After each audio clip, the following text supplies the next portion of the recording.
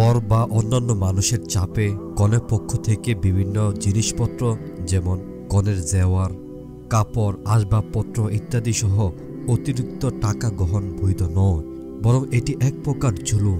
এই ধরনের সংস্কৃতি হিন্দু সম্প্রদায়ের মাঝে দেখা যেত। যদি বর বা তার গার্জিয়ানের পক্ষ থেকে এমন শর্ত করা হয় যে কনে বা তার গার্জিয়ানের পক্ষ থেকে হাদিয়া, তুফা বা টাকা পয়সা ইত্যাদি উপটোকন না দিলে উক্ত কনেকে বিবাহ করবে না, তাহলে সত্য সাপেক্ষে কনের পক্ষ থেকে উক্ত জিনিসপত্র দেওয়া সুদ হিসেবে হারাম হবে, চাই তা নিজের দিক বা অন্যের কারো কাছ থেকে নিয়ে দিক। কেননা বিবাহ বন্ধন হলো এমন একটি বেচা কেনা যেখানে বিনিময়ে কিছু পাওয়া যায় না, যেমন অন্যান্য বেচা কেনার টাকা বিনিময়ে কাপড়, ধান ইত্যাদি কোনো বস্তু পাওয়া যায়। তাই বিবাহ নামক বেচা কেনার মধ্যে শরীয়তের দাবি যেমন মোহর ইত্যাদি ব্যতীত যে কোনো পক্ষ থেকে টাকা পয়সা দেওয়া ও নেওয়া ঘুষ হিসাবে হারাম হবে। আর বিবাহের পূর্বে মেয়ের পিতা ছেলের অসন্তুষ্টিতে তার নিকট থেকে দাবির মাধ্যমে যে টাকা গ্রহণ করে তাও সুদ। হ্যাঁ, ছেলের নিকট দাবি করা ব্যতীত যে সন্তুষ্ট চিত্তে যদি দিয়ে থাকে তাহলে সেটা জায়েজ হবে। বিবাহ মজলিসে বরকে হাদিয়া, তোহফার নামে বিভিন্ন জিনিস দেওয়ার যে রেওয়াজ রয়েছে, যদিও তা শর্ত ব্যতীত হোক না কেন, মাকরুহে তাহরিমি, যেমন মোল্লা আলী কারি শরহে মেশকাতের মধ্যে স্পষ্ট ভাষায় তার বিস্তারিত বর্ণনা করেছেন। অনেক জায়গার মধ্যে বিবাহের প্রথা রয়েছে, যেমন বিবাহের মজলিসে বরকে উপস্থিত মানুষের সামনে দাঁড় করিয়ে সালাম করানো হয়।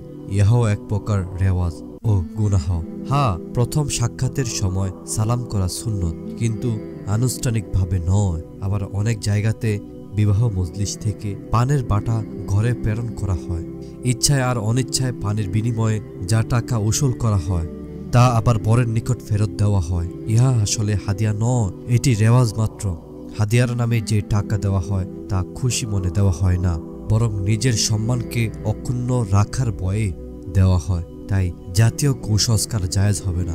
যেমন সন্তুষ্ট চিত্তে ব্যতীত একজনের মাল সম্পদ অপরজনের জন্য হালাল নয়, এমনিভাবে বিবাহের দিন বরকে খাট, পালং, ঘড়ি ইত্যাদি বিভিন্ন আসবাবপত্র দেওয়ার প্রচলনও নাজায়েজ।